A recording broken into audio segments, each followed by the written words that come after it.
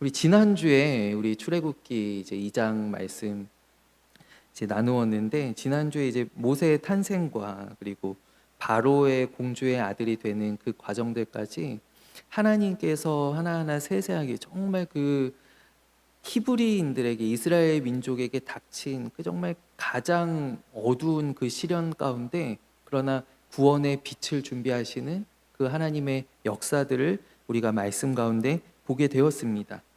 오늘 이제 모세가 장성한 후에 그가 도망자가 되고, 그리고 광야에서 이제 생활하게 되는, 그가 애굽의 왕자였다가 완전히 밑바닥으로 떨어지게 되는 그 장면을 이제 우리가 함께 나누면서 오늘 은혜 받기를 원하는데요. 이 모세에 관하여서는 이 출애굽기에도 자세히 나와 있지만, 또 이 모세에 관하여서 우리가 좀 더 뒷 이야기들을 살펴보려면 같이 보면 좋은 것이 어디냐면 사도행전 7장 말씀. 사도행전 7장에 스데반이 쭉 이스라엘의 역사를 가지고 이렇게 길게 설교한 부분이 있어요. 그 가운데 스데반이 모세에 대하여서 굉장히 상세하게 구술하는 부분이 있습니다. 그리고 또 한 곳이 바로 히브리서 11장입니다. 히브리서 11장 믿음장에 믿음의 사람들에 대하여서 이렇게 쭉 기술하고 있는 부분에 이 모세에 대하여서도 굉장히 자세하게 기록이 되어 있는 것을 우리가 보게 되어요. 이 히브리서에 보면은, 히브리서 11장에 보면 모세에 대하여서 어떻게 말씀하고 있는가? 모세는 공주의 아들로서 그가 얼마든지 영화를 누릴 수 있는 그런 자리에 있었음에도 불구하고 그가 히브리 노예들에게, 그러니까 자기 동족들에게 관심이 있었다라고 성경이 기술을 합니다. 그리고 오늘 말씀에도 보면은요, 11절 말씀에 모세가 장성한 후에 한 번은 자기 형제들에게 나갔다라고 되어 있어요. 그러니까 오늘 이 말씀 가운데에서도 이 모세가 단순히 히브리 사람들에게 나간 것이 아니라 그 히브리 사람들이 무엇이라고 표현이 되었냐면 모세의 형제들이다라고 표현이 되어 있어요. 모세가 그냥 어떻게 하는지 보자라고 나간 것이 아니라 정말 자기의 형제들에게도, 그러니까 그는 자기의 뿌리가 어디인지를 확실하게 알고 있었던 사람이었다라는 거예요. 그것이 우리가 지난주에 함께 나누었던 대로 모세의 어머니 요게벳이 이제 모세에게 젖을 물리면서 그 어머니를 통해서 받은 아마 교육의 결과이지 않나라는 타당한 추론을 우리가 해볼 수 있겠죠. 그가 어릴 때부터 어머니로부터 이렇게 교육을 받고 그가 바로의 궁전에 있음에도 불구하고 그는 이 히브리인의 정체성을, 그의 뿌리를 잊지 않고 살아왔다라는 것입니다. 모세가 흔히 이제 부르심을 받기 전까지 저는 세 곳의 학교에서 교육을 받았다라고 생각해요. 이건 그냥 제가 조금 이렇게 지은 이제 이름인데요. 모세가 세 곳의 학교를 졸업했다. 첫 번째가 무엇이냐면 바로 어머니 요게벳의 품에서 그가 배웠었던 바로 젖먹이 학교이겠지요. 그가 그 어머니의 품에서 그는 바로의 아들이 아닌, 바로의 공주의 아들이 아닌 히브리 민족으로서의 그 정체성을 그가 마음 가운데 새기게 되었고, 그것이 어릴 때 굉장히 이 유대인들은 젖대는 기간이 좀 길다라고 합니다. 우리는 보통 한 2돌 정도 지나면은 되게 이렇게 젖을 떼곤 하는데 한 4-5살까지 유대인들은 이 젖 먹는 기간이 길다라고 해요. 그래서 한 4살, 5살까지 한 4-5년 정도를 그가 어머니의 품에, 그때는 이제 말도 다 하고 막 걷기 시작할 그런 때였겠죠. 그가 어머니로부터 그런 어떤 민족 정체성, 그리고 그들이 믿는 하나님에 대하여서도 아마 교육을 많이 받았을 것이다 라고 생각이 되어요. 그리고 두 번째 모세의 학교는 어디냐면 바로 궁전학교이죠.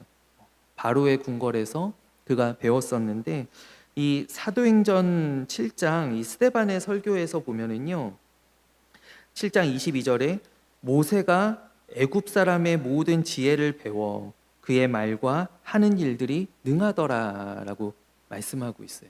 그러니까 모세가 이 바로의 궁정에서 정말 최고의 엘리트 교육을 받았죠. 이게 바로 모세가 지나왔던 두 번째 학교이고요. 그리고 마지막 세 번째 학교가 어디냐면 바로 광야 학교입니다. 그가 이제 살인하고 도망자 신세가 되었을 때 이 광야에서 40년 동안을 거하게 되는데, 이 40년 동안 그는 낮아지는 훈련을 받았고요. 이 40년 동안, 여기는 말 그대로 하나님의 학교이죠. 그가 하나님의 존재를 느끼지 못하였지만은, 그러나 하나님께서 모세를 낮추시고 또 모세를 준비시키시는 바로 그 기간이 광야의 학교였다라는 거예요. 그리고 이 새 학교를 그가 바탕으로 하여서 나중에 이제 후에 광야에서 이스라엘 백성들이 40년을 광야 생활을 하잖아요. 이 기간을 생각을 해보면 이제 이 이스라엘의 광야 생활은 사실 이스라엘의 학교예요. 이스라엘 민족의 학교이고, 그들의 어떤 신앙이 정말 반석 위에 세워져 가는, 율법 위에 세워져 가는 그런 학교인데, 거기에서 모세가 어떤 역할을 했냐면 모세가 선생의 역할을 했다라는 거예요. 모세가 이제 그들을 이끌고 지도자로서, 모세가 이 모든 학교들을 다 거쳤기 때문에 그가 이스라엘 민족의 선생으로서 또 지도자로서 그들의 어떤 영적인 아버지로서 그 역할들을 잘 감당할 수 있었다라는 것이죠. 특별히 마지막 이 광야 학교를 생각해 볼 때, 모세가 그 애굽에서 가장 고귀한 신분이었잖아요. 고귀한 신분이었는데, 이 나중에 이제 이스라엘 민족들을 데리고 나왔을 때, 데리고 광야로 이제 나왔을 때, 이스라엘 사람들은, 우리 생각을 해보면요, 이스라엘 사람들은 애굽에 있을 때 노예였어요. 노예였어요. 근데 광야에 나와서 누가 불평을 합니까? 이스라엘 사람들이 불평을 합니다. 왕자였던 모세는 불평을 하지 않습니다. 오히려 왕자였었던 모세는 이 광야에서 히브리인들을 잘 섬기죠. 막 히브리인들 앞에서 막 이렇게 엎드리고요, 막 비난하면 앞에서 엎드리고요, 막 하나님 앞에서 막 중보하고요. 이랬던 원동력이 무엇이냐면, 그가 이미 40년의 광야 학교를 그가 거쳐왔기 때문 아니겠어요? 안 그랬으면 그가 나중에, 그러니까 우리가 만약에, 성경에 만약이라는 가정은 없지만은, 그러나 정말로 그가 40세 되었을 때, 그가 혈기왕성할 때, 그가 왕자의 신분일 때, 그가 들고 일어나서 이스라엘 민족들을 이끌고 출애굽했더라면 아마 광야에서 모세가 제일 먼저 돌아가자라고 얘기했을 것 같아요. 광야에서 홍해를 앞두고 아니면 물이 없을 때, 무언가 어려움들이 닥칠 때, 우리 돌아가자. 내가 가서 잘 얘기해 볼게. 내가 왕자였지 않느냐? 내가 설마 가면 죽이기야 하겠느냐? 내가 왕자였으니까 내가 가서 한번 싹싹 빌어볼게. 내가 한번 잘해볼게. 그래서 오히려 모세가 이끌고 돌아가지 않았겠는가? 근데 모세가, 그가 이 40년간의 광야 학교를 수료했기 때문에, 그는 불평 많은, 원망하는 이 이스라엘 백성들을 데리고 그들이 또 거쳐가는 이 40년의 광야 학교를 이 모세가 훌륭하게 인도를 해내었다라는 것이죠.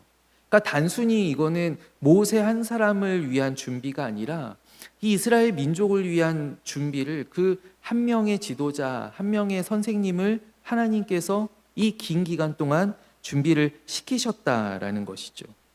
오늘 말씀을 우리가 순차적으로 조금 따라가 보면, 모세가 이제 장성한 후에 그가 40살 되었을 때다라고 이야기합니다. 자기 동족을 괴롭히던 애굽 사람을 그가 이제 죽이는 그런 살인 죄를 저지르게 되지요. 이것이 우발적이었는가? 그가 순간적으로 그것을 보고 화가 뻗쳐서, 분노를 이기지 못해서 그가 우발적으로 했는가? 그렇지는 않았던 것 같아요. 다분히 의도적이었을 것이다 라고 생각이 되고요. 이스라엘 백성들이 이 이제 사건을 통하여서 어떻게 보면 함께 들고 일어나기를 바랬었던 그 모세의 어떤 의도적인 행동이었다라고 보는 것이 더 맞겠죠. 이것을 이제 보충하는 말이 이제 스데반이 이야기하기를, 스데반이 이 7장에서, 사도행전 7장에서 했던 설교들은 그 앞서 이제 이스라엘의 역사에 대해서 그 당시 유대인들이 가지고 있었던 아마 공통된 견해일 것입니다.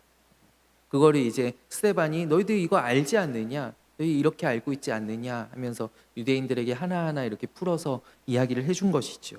근데 거기에 보면은 스데반이 이 일을 어떻게 표현하고 있냐면, 이 모세가 자신이 이해하고 있었던, 그러니까 자신이 받아들이고 있었던 하나님의 소명 때문에 이 일을 했다라고 그가 설교합니다. 7장 25절에 어떻게 기록이 되어 있느냐면, 그의 형제들이 하나님께서 자기의 손을 통하여 구원해 주시는 것을 깨달으리라고 생각했기 때문이다라고 설교하고 있어요. 그러니까 모세가 이 애굽 사람을 쳐 죽인 것이, 그 형제들이 이제 그 사건을 볼 때, 야, 하나님께서 우리에게 구원자를 보내어 주셨구나 라는 것을 이 모세가 저지른 이 사건을 통하여서 깨닫기를 원했다라는 거예요. 모세가 이제 그런 의도를 가지고 이제 했는데, 어쨌든 이 모세는, 이 당시까지의 모세는 어떤 사람이었냐면, 그 자기에게 어떤 특별한 소명이 있다라는 것은 어렴풋이 알고 있었어요. 내가 애굽의 왕자로서 내가 어릴 때 사실 나일강에 빠져 죽을 목숨이었는데, 내가 이렇게 물에서 건져지고 왕궁에 들어오게 된 것은 내게 특별한 사명이 있기 때문이로구나. 근데 이 모세는 어떠냐면, 그거를 자기의 힘으로 해내려고 했다라는 것이죠. 자기의 힘으로 이스라엘 백성들을 구원하려고 하는 그런 영웅적인 생각을 이 모세가 가지고 있었다라는 것입니다. 그런데 어떤가요? 놀랍게도 이 모세의 살인이 어떻게 드러나게 되냐면, 오늘 말씀을 보면은 이 모세가 살인한 것이 동족인 히브리인의 고발에 의해서 드러나게 됩니다. 그러니까 이 히브리 사람들은 전혀 그렇게 생각을 안 했다라는 거예요. 이게 애굽 사람들이 와서 찾아낸 것도 아니고, 그것을 지켜보고 있었던, 그것을 알고 있었던 이 히브리인들이 오히려 이 모세가 몰래 저지른 범죄를 다 드러냈다라는 거예요. 드러나게 했다라는 거예요. 그래서 모세가 바로에게 발각이 되고, 그리고 그 길로 도망하게 되는 것이죠. 그러니까 이 모세의 어떤 기대와 바램들, 또 모세의 계획들이 전혀 그의 뜻대로 되지 않았다라는 거예요. 그러니까 무엇이냐면, 구원은 사람의 힘으로 이루어지는 게 아니다라는 것이죠. 우리 성경이 우리에게 말씀하는 바는 명확합니다. 우리가 어떠한 사명을 가지고 있든지, 우리 하나님께서 나에게 뭐라고 하셨던지 간에 그것이 내 힘으로 이루어지는 것은 아니다라는 거예요. 철저하게 하나님의 능력에 의해서 하나님의 역사들이 이루어진다라는 거예요. 모세도 그것을 지금 배우게 되는 것이고요.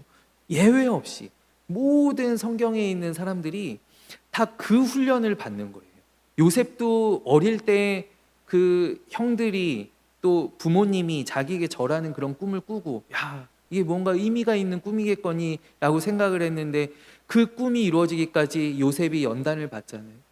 다윗이 그가 이스라엘의 왕으로 기름 부음을 받은 후에 그것이 그냥 되는 것이 아니라, 그래서 그가 골리앗과 나가서 싸웠어요. 그가 골리앗과 싸울 때 왜 그런 생각이 염두에 없었겠어요? 그가 기름 부음을, 사무엘에게 왕으로 기름 부음을 받은 후에 그가 형들이 있는 전쟁터에 도시락 심부름을 갔는데, 이 사울 왕이 보니까 겁먹고 이 왕노를 제대로 못하는 거예요. 그러니까 이 다윗이 아마 그런 생각들도 했겠죠. 물론 이 사람들은 알지 못하지만, 내가 이스라엘의 왕으로 기름 부음 받았는데 아마 그 기름 부음 받은 이유가 이때를 위함이 아니겠는가? 이때 내가 나서라고 하나님께서 나를 세우셨나 보다. 그런 생각이 왜 없었겠어요? 그러면 나갔지만, 그러나 그의 뜻과 그의 계획대로 되는 게 아니었다라는 거예요. 그는 오히려 그것 때문에 그가 십수년을, 약 한 14년, 5년 정도를 그가 계속 미움을 사서, 사울의 미움을 사서 도망다니는 도망자 생활을 하게 되죠. 바울도 마찬가지예요. 바울이 그 다메섹 도상에서 예수 그리스도를 만났을 때 그가 얼마나 감격에 차서, 그 마음이 벅차올라서, 또 나를 이방인의 사도로 부르셨다라고 하시니 그 얼마나 그에게 큰 감동입니까? 그래서 그가 막 정말 열정적으로 복음을 전하였는데, 교회가 점점 막 핍박이 거세집니다. 막 숨어있던 교회들이 바울 때문에 막 다 들키게 생겼어요. 그러자 교인들이, 그 그리스도 형제들이 바울을 고향으로 보내잖아요. 좀 진정하라고, 그러지 말라고 고향으로 보내잖아요. 그러니까 내가 소명을 받았다라고 해서 내 힘으로 하는 건 아니다라는 거예요. 우리가 소명을 받은 사람일수록, 내가 하나님께서 우리 가정을 내게 맡겼다, 우리 교회를 내게 맡기셨다, 하나님께서 나에게 이 일을 하라고 나를 부르셨다라고 한다면 우리는 그것을 내 힘으로, 어떤 내 믿음을 가지고 내 뜻으로 이루어내는 것이 아니라 그 가운데 하나님께서 나를 온전히 사용하여 주시도록, 하나님께서 일하시도록, 하나님께서 나를 통하여 일하시도록 우리는 하나님께 맡겨드리는 그러한 믿음의 자세를 가져야 할 줄로 믿습니다. 그가 그래서 정말 하나님께서 이게 내가 특별한 사람인데, 내가 특별한 사람으로 하나님께 부르심을 받은 것 같은데, 그러나 내가 이것을 하는 것이 아니라는 것을 인정하기까지 그는 광야에서 40년의 세월을 보냈어요. 근데 40년의 세월이 지난 후에도 이 모세는 여전히 어떠한가요? 하나님께서 이제 그제서야 이제 기운 빠진 모세 딱 부르시는데 모세가 뭐라고 이야기합니까? 하나님께, 하나님, 보낼 만한 사람을 보내십시오. 여전히 이 모세는 사람이 해야 된다라고 생각을 하고 있는 거예요. 하나님, 이제 저는 아닙니다. 저는 왕자도 아닙니다. 저는 그때처럼 힘이 있는 것도 아닙니다. 그때 내가 사람을 쳐서 죽였지만 이제 내가 가면 내가 죽임당하게 생겼습니다. 내가 무슨 힘이 있습니까? 보낼 만한 사람을 보내십시오 라고 하는 이 모세에게 하나님께서는 내가 하는 것이다 라고 말씀해 주시는 거죠. 네가 하는 것이 아니라 내가 하는 것이다. 이것이 모세의 소명 가운데 우리에게 주시는 하나님의 메시지다라는 거예요.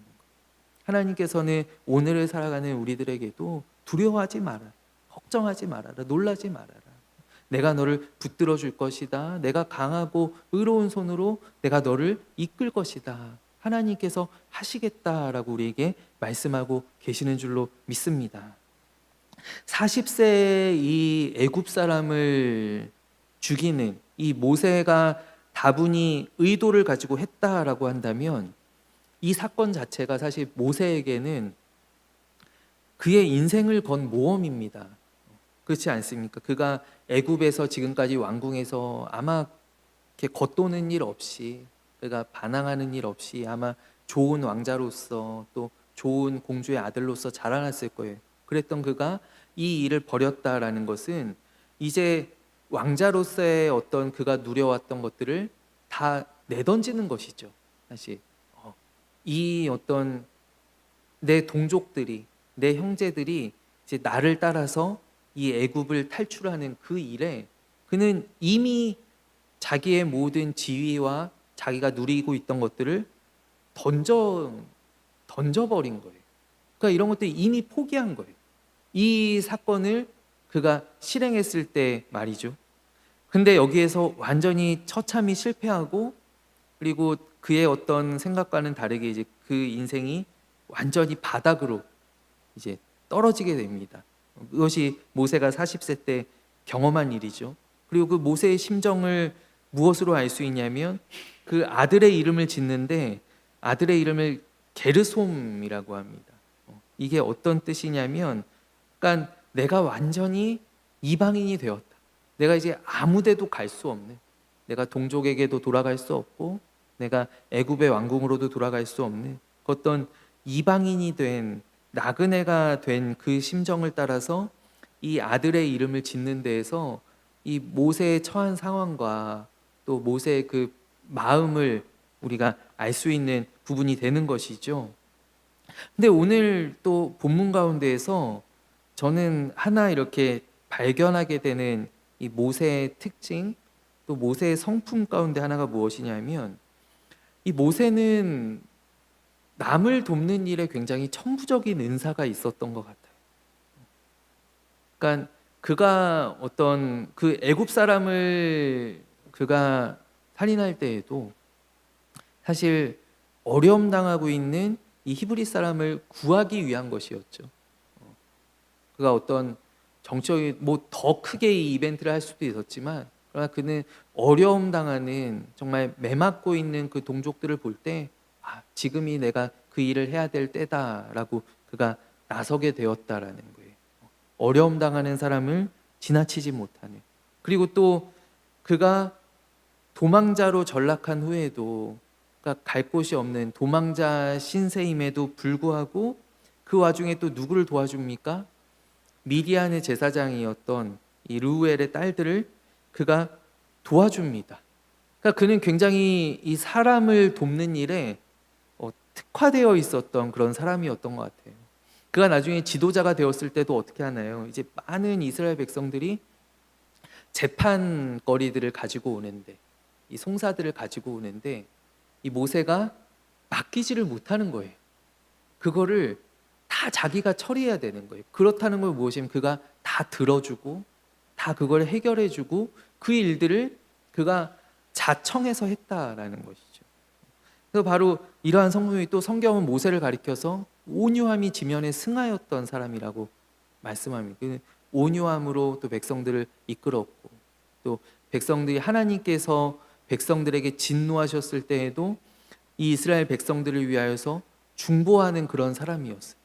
그러니까 그는 이렇게 천성적으로 그가 이러한 성품들을 가지고 있었다라는 거예요. 그것이 어떻게 보면은 이 이스라엘 백성들을 이끄는데, 또 그들을 광야에서 인도하는데 굉장히 좋은 방향으로 작용을 했다라는 것이죠. 바로 그러한 부분들을 하나님께서 들어 사용하셨다라는 것입니다. 우리가 성경을 이렇게 읽을 때, 특별히 우리가 사람들을 이렇게 대할 때 어떤 사람들이 가지고 있는 그런 은사들이 있습니다. 또 뭐 여호수아 같은 그런 은사들이 있고, 또 바울 같은 경우에는 보면은 모세와는 정반대되는 사람이었어요. 그는 일 중심적인 사람이었고, 사람들을 잘 이렇게 품지 못하는, 막 서신서에서도 야, 누구는 쫓아내고 막 이런 얘기들 많이 하잖아요. 누구는 교회에 얼씬도 하지 못하게 하고 막 이러면서, 그런 사람이었어요. 우리는 이렇게 성경을 읽다가 약간 우리 사람인지라 사람들에게 주목하게 될 때가 많이 있는 것 같아요. 내가 하나님께 어떻게 복을 받을까? 나도 모세처럼 온유한 사람이 되면, 모세처럼 착한 사람이 되면, 내가 베드로처럼 열정 있는 사람이 되면, 내가 어떤 바울처럼 내가 공부를 많이 해야 되겠다. 내가 좋은 학교 가고 내가 지식을 많이 쌓아서 내가 하나님의 일들을 해야 되겠다. 근데 저는 그거는 올바른 성경을 읽는 방법이 아니다라고 저는 생각을 합니다. 하나님께서는 우리가 가지고 있는 것 그대로를 적재적소에 쓰시는 분이시지, 하나님께서는 나를 쓰시기 위해서 나에게 무엇을 준비하라라고 말씀하시는 분이 아니시다라는 거예요. 그리고 그 준비도 사실은 하나님께서 하시는 거예요. 하나님께서 내게 필요한 것들이 있다면 우리 모세처럼 광야에서 또 왕궁에서 하나님께서 준비시키신다라는 거예요. 그러니까 우리는 성경을 읽을 때 늘 모세에게 역사에, 모세의 이런 것들을 들어 사용하시는 하나님께 집중을 해야지, 우리가 자칫해서 모세에게 집중을 하다 보면, 우리 그럼 교회에 다 모세같이 다 이렇게 돕는 사람들만 다 있으면, 우리 30명이 다 돕는 사람들이면, 그러면 우리 교회 재정이 다음 달이면 바닥날 텐데 그럼 우리 어떻게 하겠어요? 그래서 우리가 늘 모세, 하나님께서 모세의 이런 거, 모세는 이런 사람이었고 이런 것들을 하나님께서 정말 귀하게 또 사용하셨구나. 그리고 모세의 그런 부분들을 또 이렇게 보강하기 위해서, 옆에 돕기 위해서 아론 같은 사람도, 훌 같은 사람, 또 여호수아 같은 사람들 하나님께서 붙여주시고 이렇게 함께 지어져가게 하셨구나. 우리는 그것을 봐야지, 나도 다윗처럼 해야지, 나도 모세처럼 해야지, 나도 요셉처럼 해야지.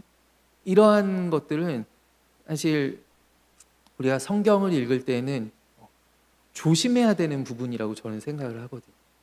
그래서 제가 늘 말씀을 나눌 때에도 제가 늘 조심하는 부분들이, 사람에게 집중하지 않게 하기 위해, 그 가운데 이런 사람도 하나님께서는 이렇게 쓰시는, 이런 실수 가운데에도 하나님께서는 선하게 역사하시는구나.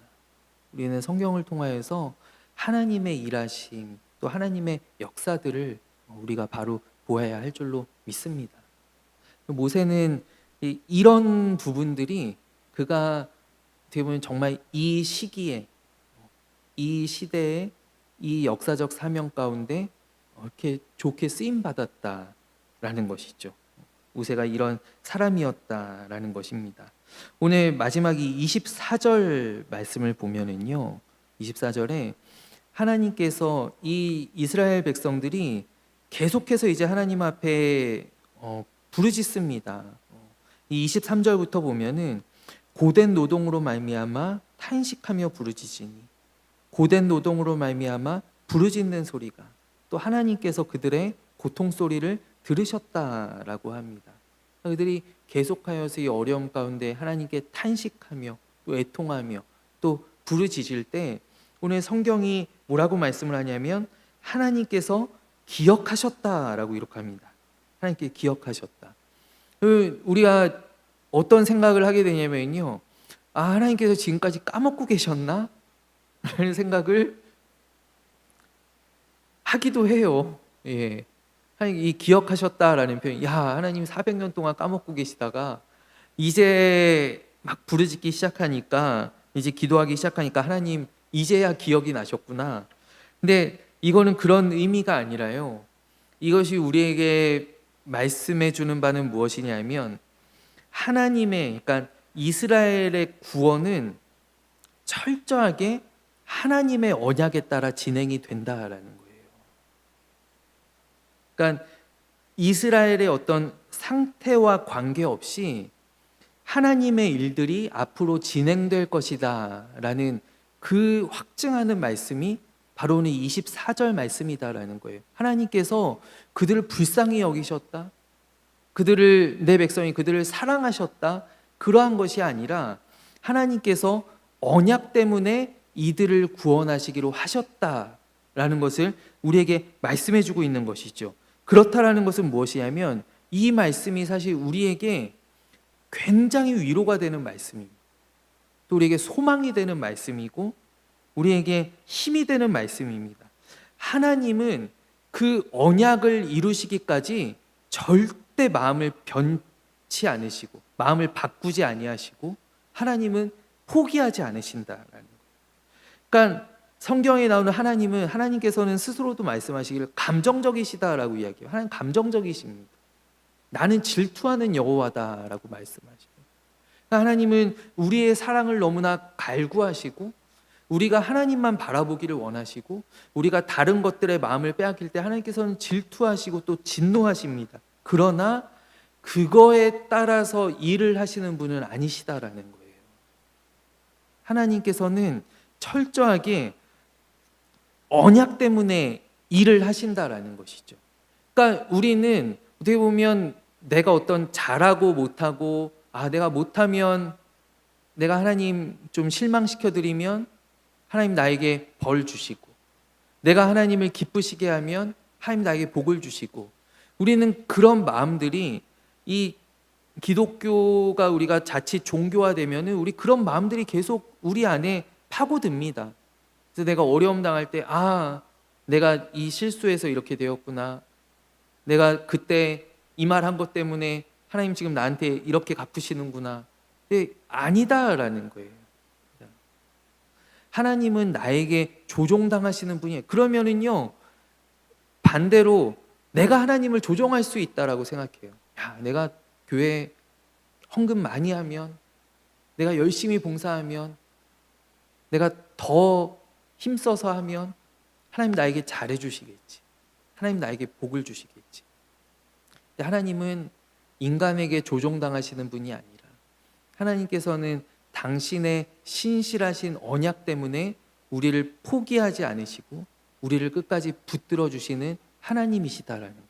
하나님께서 아브라함에게 하신 그 언약 때문에 지금도 하나님께서 이스라엘을 붙들어 주고 계시고, 그 모든 바벨론과 애굽과 바벨론과 그 모든 기간들, 하나님의 말씀이 끊어져 있는 그 순간에도 하나님께서는 예수님을 준비하고 계셨고, 그 모든 구원을 이루시기까지 하나님께서 쉬지 않으시는 분이시다. 그래서 이것이 오늘 내가 하나님 앞에, 우리는 그렇기 때문에 내가 실수하고 내가 넘어지면은 금방 이 믿음을 포기할 때도 많이 있습니다. 그런 사람들 많이 봅니다. 그런 분들 많이 봅니다, 교회에서. 그러나 우리 절대 포기하지 말아야 할 것은, 하나님께서는 그 약속에 신실하신 하나님이시기 때문이다. 약속에 신실하신 하나님께서 나의 어떤 잘못에, 나의 실수에 관계없이 끝까지 나를 붙들어 주시고 끝까지 나를 구원으로 인도하여 주신다. 그 믿음을 가지고, 그 확실한 믿음을 가지고 우리가 나아가야 할 줄로 믿습니다. 그렇기 때문에 하나님을 믿는다라는 것은 무엇이냐면, 결국 내가 이렇게 엉망진창이어도, 내 꼴이 이래도, 그러나 나를 향하신 하나님의 사랑은 변치 않으시고, 하나님께서는 그 약속에 신실하신 하나님께서 오늘도 나의 삶 가운데 역사하시고 나를 위하여서 일하고 계시고 지금도 나를 붙잡고 계시고 나를 인도하고 계신다라는 것을 내가 확실하게 믿는 것이 믿음이다. 그 하나님을 믿는 그 믿음 가운데 오늘 우리가 다 바로 서게 되는 은혜가 임하게 되기를 간절히 원해요. 오늘 이 2장을 살펴보면 저는 조금 갑갑한 것이 무엇이냐면, 이제 1장 마지막에 바로가 명령을 내리죠. 사내 아이들이 태어나면 다 나일강에 빠뜨리라 라고 명령을 내립니다. 그리고 하나님께서 모세를 준비시키셔서 바로 앞에 보내시기까지 몇 년의 시간이 지나냐면 80년의 시간이 지납니다. 그럼 이 시간이 이 얼마나 이스라엘 민족들에게, 이 히브리인들에게 얼마나 답답한 시간이었겠느냐라는 거예요. 하나님께서 나에게 복 주신다라고 하셨는데, 그 복이 내가 태어나고 내가 80살 되었을 때, 그때까지 아무 일 없다가 80살 때 하나님께서 복 주신다라고 하면 얼마나 답답하겠어요. 근데 이스라엘 백성들이 부르짖을 때 하나님께서 그 약속을 기억하셨음에도 불구하고 하나님께서 이스라엘에게 그래 좀만 참아라, 내가 보내줄게, 내가 구원할 것이다, 어떠한 응답도 하나님께서 주시지 않으셨다라는 거예요. 이스라엘 백성들. 하나님께서 모세를 준비시키시고 모세를 그들에게 보내었을 때 이스라엘 장로들과 이스라엘 사람들이 하나님께서 우리의 기도를 들으셨구나 하고 하나님께 경배하는 장면이 나와요. 그러니까 그러기까지 이 80년의 시간, 아마 그 전부터 그들이 노예로 붙잡혀 굉장히 긴 시간을 그들이 부르짖었을 텐데, 그동안 어떤 하나님의 움직임이나 하나님의 역사들, 하나님의 응답들이 이 이스라엘에게는 보이지 않았다라는 것이죠. 보이지 않았는데, 그러나 어떠합니까? 오늘 이 출애굽기 1장에서부터 보면 하나님께서는 쉬지 않고 역사하고 계셨다라는 거예요. 사내 아이들이 나일강에 던져질 때 그때 모세가 준비되었고, 모세가 바로의 왕궁에서 40년 동안 그가 자라왔었고, 또 그가 광야에서 40년 동안 훈련받으면서 차근차근 하나님께서는, 그러니까 한 번도 쉬시지 않으시고 한 번도 그것을 잊어먹지 않으시고 하나님께서는 계속 일하고 계셨다라는 것이죠. 그것이 오늘 우리의 사실 답답하죠. 우리도 기도할 때 답답한 일들이 얼마나 많습니까? 내가 아침마다 새벽마다 부르짖어도 하나님 응답하시지 않는 것 같고 가만히 계시는 것 같고, 내가 바라는 것들은 되게 요원하고 잘 이렇게 이루어지는 것 같지 않고 뭐가 되어져 가는 것 같지 않고, 그러나 우리가 오늘 말씀 가운데 우리가 위로를 받고 또 바라보기는 하나님께서는 쉬지 않으신다. 하나님께서 그분의 때에, 그것은 가장 확실한 때입니다. 사실 모세가 아까 말씀드렸듯이 40년 전에 모세가 들고 일어났을 때 그때 다 출애굽했으면 얼마나 좋았을까요? 그러나 완전한 출애굽이 되기는 어려웠을 거예요. 모세가 지도자로서의 역할을 잘 감당하기 어려웠을 거예요. 하나님께 가장 확실하신 때에 가장 확실한 방법으로 하나님께서는 우리에게 반드시 이루어 주신다. 그 믿음을 가지고 오늘 나아가는 그런 우리 임마누엘 교회가 되기를 원하고 또 우리 모든 성도님들이 되시기를 간절히 원합니다. 우리가 출애굽기를 통하여서 우리를 인도하시는 어떤 하나님의 시간표, 또 하나님의 방법, 또 하나님께서 일하시는 방식들, 이러한 것들을 우리가 배우게 되기를 원하고 그 가운데 우리가 힘을 얻고 또 위로를 받고 또 우리 더 소망을 가지고 하나님 앞에 기도하는 더 깊은 은혜의 자리로, 믿음의 자리로 나아가는 그런 은혜가 우리 모두에게 임하기를 간절히 원합니다. 우리 이 시간 함께 기도하고 제가 축도함으로 오늘 예배를 마치겠습니다. 하나님 아버지, 오늘 모세의 이야기를 통하여서 언약의 신실하신, 또 우리를 준비시키시는, 우리를 가지고 있는 그 모습 그대로 적재적소에 또 들어 사용하시는 그 하나님의 역사하심들을 우리가 보게 됩니다. 하나님, 오늘 우리의 삶 가운데에서도 우리 풀리지 않는 우리의 기도의 제목들, 여전히 나아지지 않는 우리의 모든 삶의 자리들, 그러나 하나님, 내가 믿음으로 바라보기를 원합니다.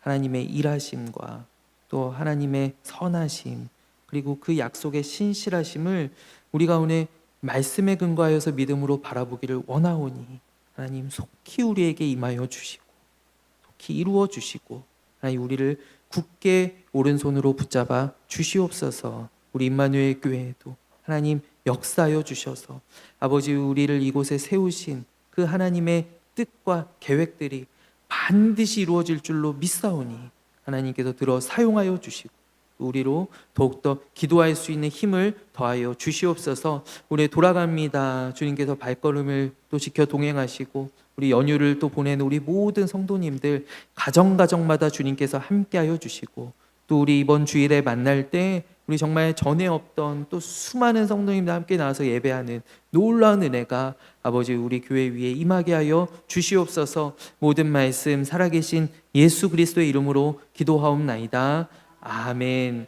이제는 우리 주 예수 그리스도의 은혜와 하나님 아버지의 사랑과 성령님의 교통하심이 우리 사랑하는 우리 모든 교우님들 한 분 한 분 머리 위, 가정과 또 모든 기도의 제목들 가운데 이제로부터 영원까지 함께하옵시기를 간절히 축원하옵나이다.